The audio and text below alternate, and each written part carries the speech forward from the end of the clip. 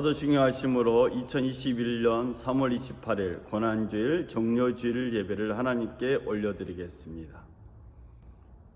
나는 전능하신 아버지 하나님 천지의 창조주를 믿습니다. 나는 그의 유일하신 아들 우리 주 예수 그리스도를 믿습니다.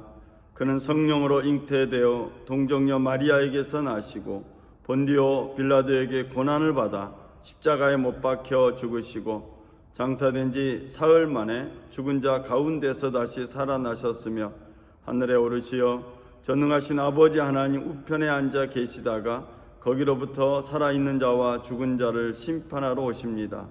나는 성령을 믿으며 거룩한 공교회와 성도의 교제와 죄를 용서받는 것과 몸의 부활과 영생을 믿습니다. 아멘. 예배를 위하여 기도하겠습니다. 우리의 죄를 담당하시고 저주를 담당하신 주님, 그 고난의 길에서 우리를 위한 온전한 희생으로 주님께 영광 돌리시는 그 예수님을 바라봅니다. 주님의 고난의 의미를 다시 되새김하는 이 고난주간 종료주일에 하나님의 영광과 은혜가 우리 가운데 가득하게 하여 주옵소서. 고통 가운데 있는 사람들에게 주의 평화가 임하게 하여 주시고 오늘도 우리 예배를 통해서 하나님의 크고 놀라운 은혜와 섭리가 우리 가운데 임하게 하여 주옵소서. 빛으로 오신 주님을 인정하고 환영하고 의지하고 모셔드리며 우리 주 예수 그리스도의 이름으로 기도드렸습니다. 아멘. 오늘 함께 나눌 하나님의 말씀은 신약성서 빌립보서 2장 5절부터 8절까지 말씀입니다. 빌립보서 2장 5절부터 8절까지 말씀을 읽어드리겠습니다.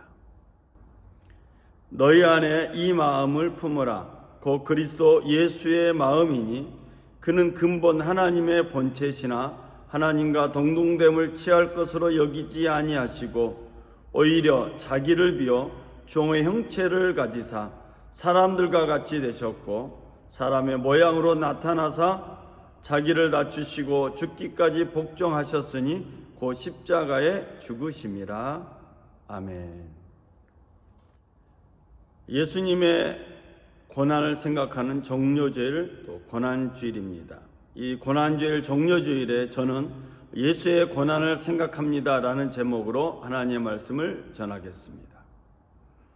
예수님의 고난에는 두 가지 의미가 있습니다. 믿는 사람들에 대한 경고와 믿는 사람들에 대한 기대라는 두 가지 의미가 포함되어 있습니다.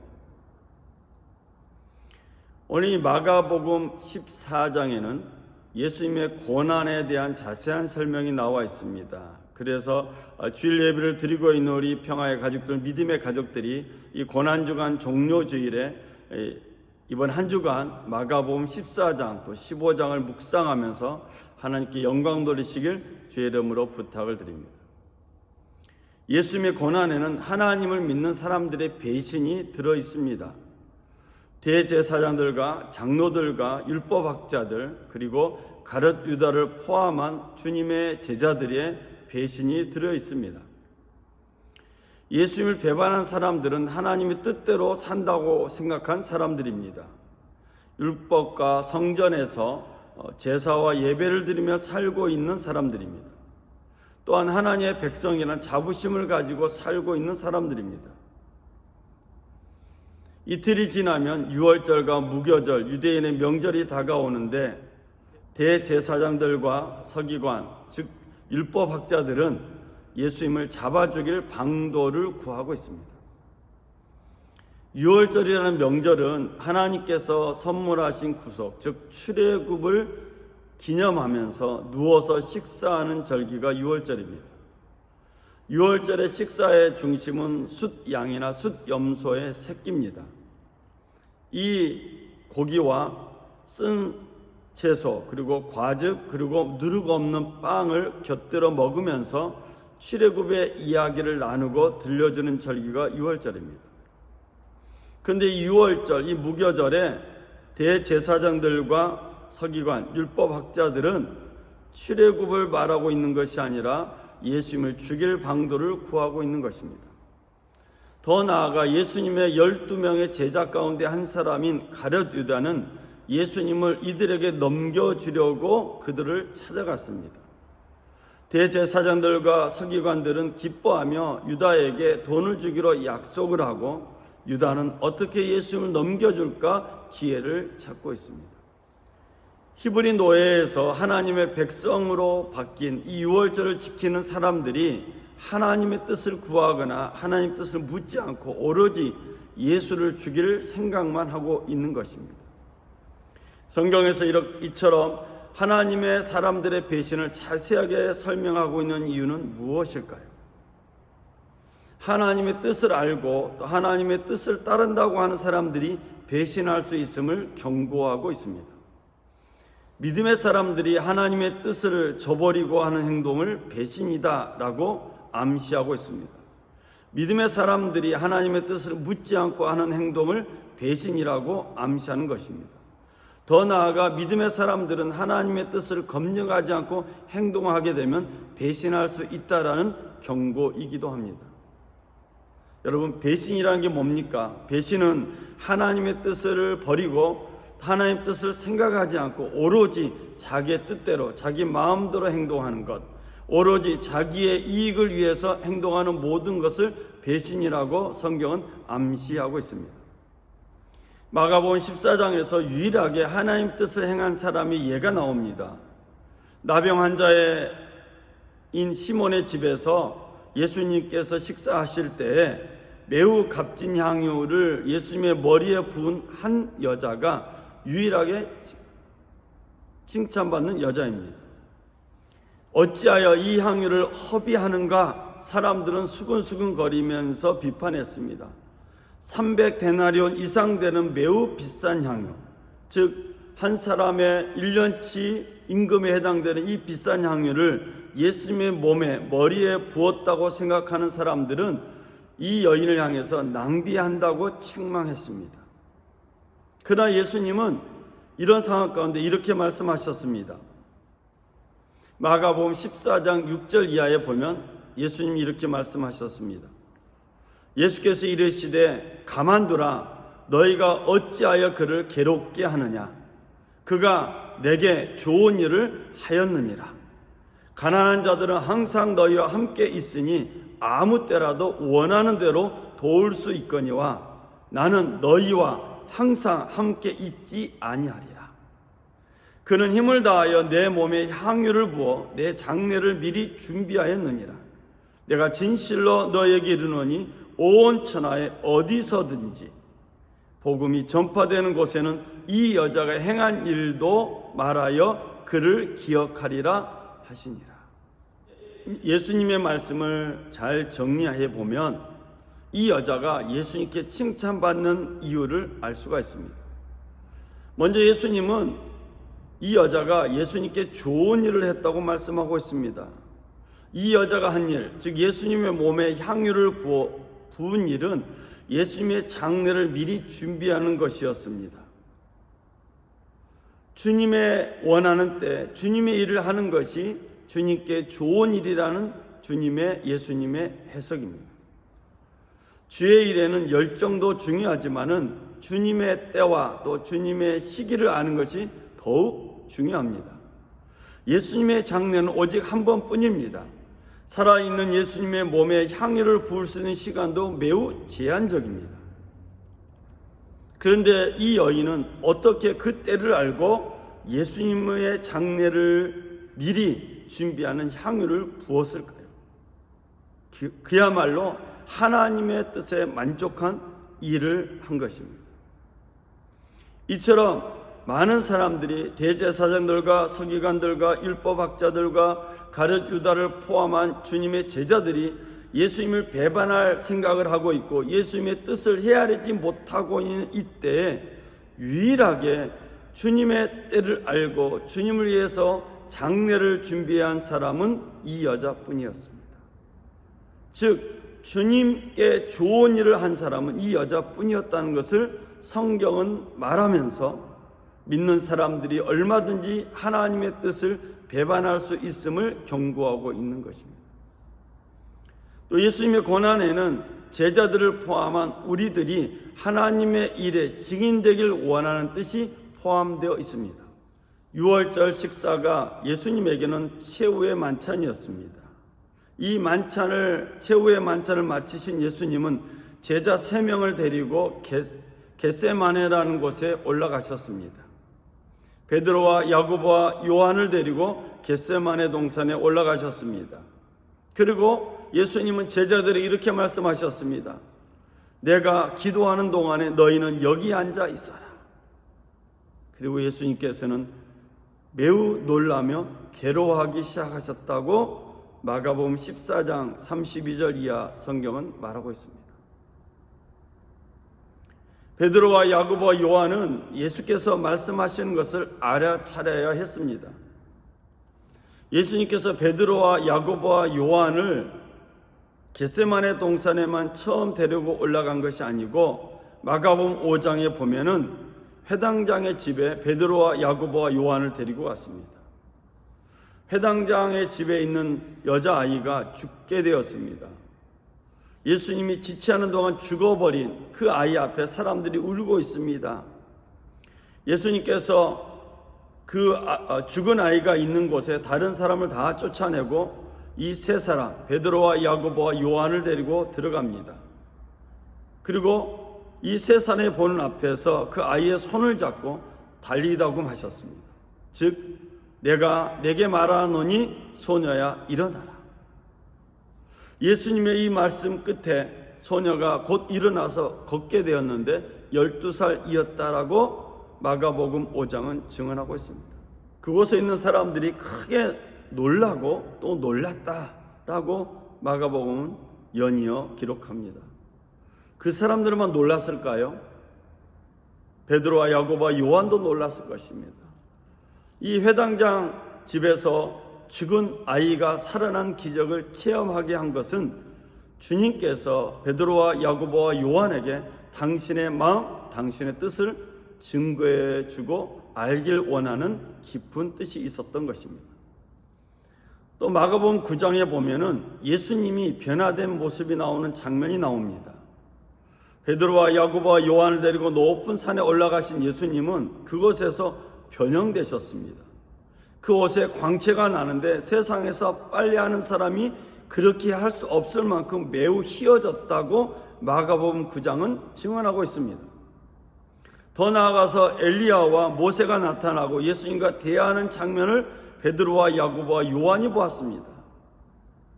또한 구름 속에서 나는 소리를 베드로와 야고보와 요한이 들었습니다. 이는 내 사랑하는 아들이니 너희는 그의 말을 들으라. 이 놀라운 신비로운 것을 경험하게 된 것은 예수님의 말씀을 잘 듣고 따를 것을 요청하고 있는 것입니다. 변화산에서 난 소리, 하늘의 구름 속에서 난 소리를 들은 제자들, 너희는 그의 말을 들으라라는 이 말씀을, 신비로운 이 말씀을 기억해야 되고 마음판에 담아야 되는데 그들은 지금 겟세마네 동산에서 예수님의 모습과 행동과 말씀에 집중하고 있지 못하고 있음을 알 수가 있습니다. 마가복음 14장 34절 이하에 보면 예수님께서 이렇게 말씀하셨습니다. 내 마음이 심히 고민하여 죽게 되었으니 너희는 여기에 머물러 깨어 있으라. 그리고 예수님이 조금 나아가서 땅에 엎드리고 이렇게 기도하셨습니다. 될 수 있는 대로 이 때가 자기에게서 지나가기를 기도하였다라고 마가복음은 증언하고 있습니다. 예수님께서 베드로와 야고보와 요한을 격려하십니다. 그리고 예수님은 이들이 베드로와 야고보와 요한이 예수님의 곁에서 기도하면서 이 시련의 순간을 이겨내길 기대하셨던 것 같습니다. 그런데 예수의 마음을 헤아리지 못하는 제자들은 그저 피곤해서 졸고 있고 잠만 자고 있었던 것입니다. 예수님께서 기도하시고 돌아와서 제자들이 자는 것을 보시고 베드로에게 이렇게 말씀하십니다. 시몬아, 자느냐? 내가 1시간도 깨어 있을 수 없더냐? 시험에 들지 않게 깨어 있어 기도하라. 마음은 원이로되 육신이 약하도다. 예수님의 곁에서 권능 있는 계시의 증언이 되라고 베드로와 야고보와 요한을 데리고 변화산에도 올라가셨고 회당장의 집에 가서 죽은 아이를 살리는 기적의 현장에도 데려가셨습니다. 베드로와 야고보와 요한은 그동안의 체험을 통해서 충분히 예수 그리스도의 증인이 될 수가 있었습니다. 그런데 이 겟세마네 동산에서 증인되어야 할 이 제자들이 예수님의 말씀을, 예수님의 행동을 귀담아 눈여겨보지 못하고 있습니다. 그래서 마가복음 14장 38절, 너희는 유혹에 시험에 빠지지 않도록 깨어서 기도하여라.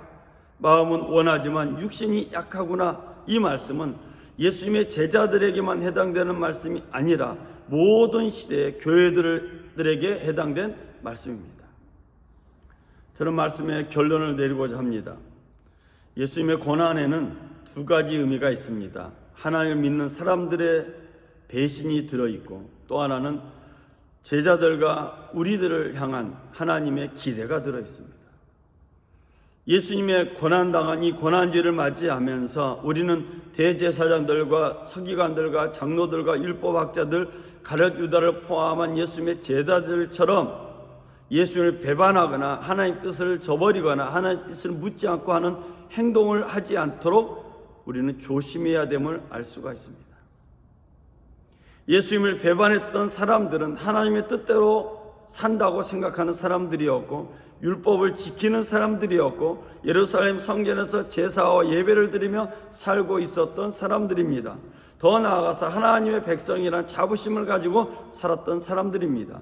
그런데 그들은 예수에게서 그리스도의 메시아의 모습을 발견하지 못하고 예수를 오로지 죽일 생각만 했습니다. 또한 예수님의 고난에는 제자들과 또 제자들에게, 또 우리들에게 하나님의 일에 증인되라는 주님의 기대가 포함되어 있습니다. 베드로와 야고보와 요한은 주님과 함께하면서 많은 기적을 보았을 것입니다. 마가복음에서는 회당장의 집에서 죽은 아이가 살아나는 것을 보았고, 높은 산에 올라가서는 예수님이 변화되는 모습을 보았고, 엘리야와 모세가 예수님과 대화하는 모습을 보았으며, 구름 속에서 나는 하나님의 말씀도 들었습니다.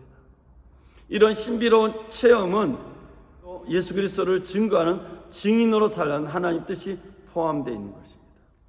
이번 한 주간 고난주간 종료주의를 보내면서 예수님의 고난과 예수님의 순환을 생각하면서 우리는 깨어 있어서 기도함으로 하나님께 영광 드리는 우리 평화의 가족들, 믿음의 가족들 되시길 주의 이름으로 부탁을 드립니다. 이번 한 주간 주의 말씀을 생각하면서 기도하고 또 우리의 삶을 살아가게 될 때 우리의 삶 가운데 예수를 그리스도라 고백하는 증거들이 우리의 삶 가운데 넘쳐나시길 주의 이름으로 다시 한번 부탁을 드립니다. 유혹에 빠지지 않도록 깨어서 기도함으로 성령으로 열매 맺는 우리 평화의 가족들, 믿음의 가족들 되시기를 주의 이름으로 축원을 드립니다. 우리 말씀을 생각하면서 우리 함께 기도하는 시간 갖겠습니다. 말씀을 생각하면서 우리가 주님의 뜻을 저버리지 않고 우리 마음대로 행동하지 않고 오직 주님의 증인으로 살아가는 한 주간이 되기 위해서 우리 간절한 마음으로 주님께 기도하겠습니다. 사랑의 주 하나님 아버지, 은혜와 사랑을 감사합니다. 예수님의 순환을 생각하면서 우리가 대제사장이나 서기관들이나 가룟 유다를 비롯한 제자들처럼 주의 뜻을 구하지 않고 마음대로 행동하지 않았는가 반성하며 성찰하게 되었습니다. 주님의 고난이 헛되지 않으려면 주님의 뜻을 헤아리는 믿음의 눈을 갖기를 간절히 원합니다. 주여, 우리에게 눈을 열어서 주의 뜻을 보게 하여 주시고 귀를 열어서 주의 음성을 듣게 하여 주시고 주의 마음을 헤아리는 은총을 알아가여 주옵소서. 세상 힘들고 어렵지만 세상 속에서 실망하고 낙심하고 좌절하고 물러서는 믿음의 사람이 아니라 그 가운데 하나님 뜻을 발견하는 믿음의 사람으로 나아가게 하여 주옵소서. 우리의 삶 가운데 얼마나 많은 하나님의 증거들이 있었습니까? 주여, 이 증거들을 잊어버리지 않게 하시고 이 증거들을 가지고 세상 속에 예수 그리스도를 증거하는 증인으로 사는 삶을 살게 하여 주옵소서. 진리가 우리 가운데 임하여서 이 진리로 인하여서 승리하는 이번 한 주간이 되기를 원합니다. 세상의 흐름에 따라가는 삶이 되지 않게 하여 주옵소서. 자유를 얻기 위해서 목나와 외치는 미얀마 사람들의 간절함에 주여 응답하여 주시고, 저들의 고난 가운데 주님의 영광 나타나길 간절히 원하며 주의 평화가 임하길 간절히 기도합니다. 우리 평화의 가족들 기도를 통해서 미얀마 땅에 주의 평화가 임하게 하여 주시고, 전쟁과 아픔이 있는 곳에 주의 평화가 임하게 하여 주시고, 고통과 압제가 있는 곳에 주의 구원의 손길이 임하게 하여 주옵소서. 예수 그리스도의 십자가의 죽으심과 고난당하심과 승리하심이 평화의 가족들과 우리 믿음의 가족들에게 증거가 되게 하여 주시고, 증인으로 사는 삶이 되게 하여 주옵소서.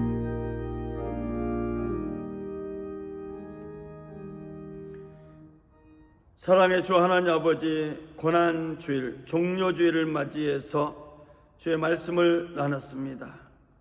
주의 말씀대로 우리가 이제는 예수님을 배반하거나 하나님 뜻을 배반하는 자가 아닌 하나님의 뜻을 이루는 증인으로 살게 하여 주옵소서. 예수를 그리스도로 고백하는 증인으로 살게 하여 주시어서 우리가 걸어가는 곳곳마다 주의 평화가 임하게 하여 주시고, 주의 구원의 손길이 임하게 하여 주시고, 주의 빛이 임하여서 어둠과 저주의 세력이 떠나가게 하여 주옵소서. 이번 한 주간도 기도할 때 우리의 사업장에 주의 빛이 임하게 하여 주시고, 주의 평화가 임하게 하여 주시고, 우리 직장에, 우리 가정과 몸사 속에 주의 평화와 빛이 임하게 하여 주옵소서. 간절히 기도하기는 미얀마 땅에 하나님의 구원의 손길이 임하여서 하나님의 평화를 맛보게 하여 주시고, 하나님의 구원의 손길이 나타나게 하여 주옵소서.